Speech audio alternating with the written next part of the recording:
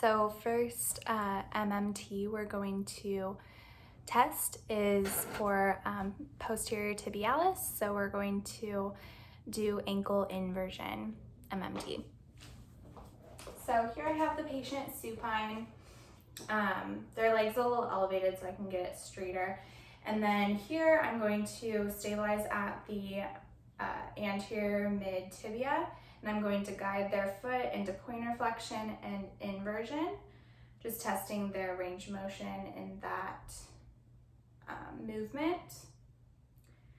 So now I'm going to instruct him on holding that, okay? So you're going to go down and in, good.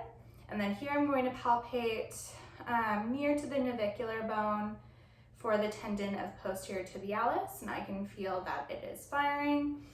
And then here I'm going to have him keep this motion, so don't move here, and I'm just going to try to pull him out of this motion.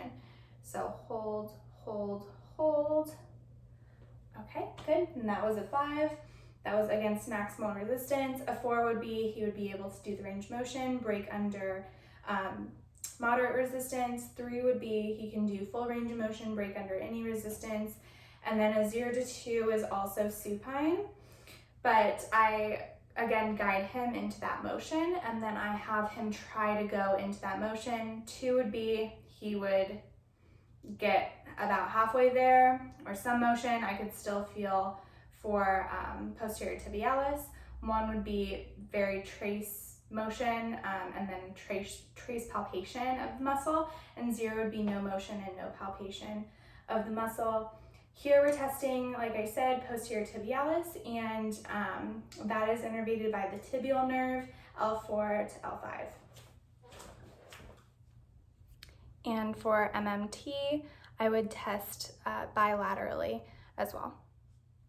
So my next one is testing muscle length test for gastrocnemius in a non-weight bearing position. So here I have the patient prone, and I am first going to find subtalar neutral in the ankle, and then from there measure dorsiflexion, and then put his knee into flexion, and again measure dorsiflexion. So we'll start with finding subtalar neutral.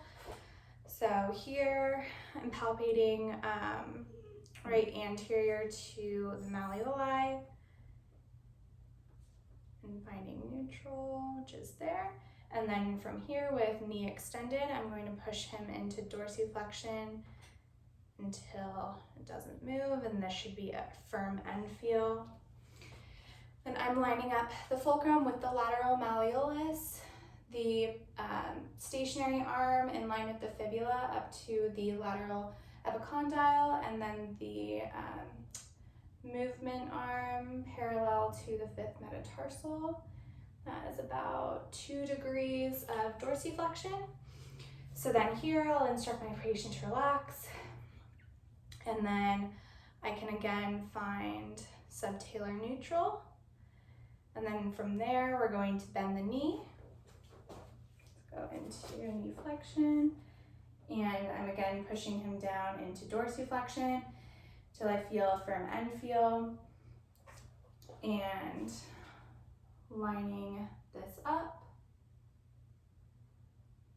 with, again, the lateral malleolus, the lateral epicondyle, and the parallel to the 5th metatarsal.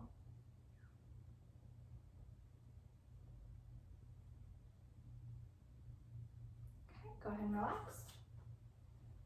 So that was 7 degrees of dorsiflexion. So that is about 5 degrees difference from knee extended to knee flexed. And a normal range is anywhere between 3 to 7 degrees difference. So this patient is within a normal range. And then obviously I would test bilaterally.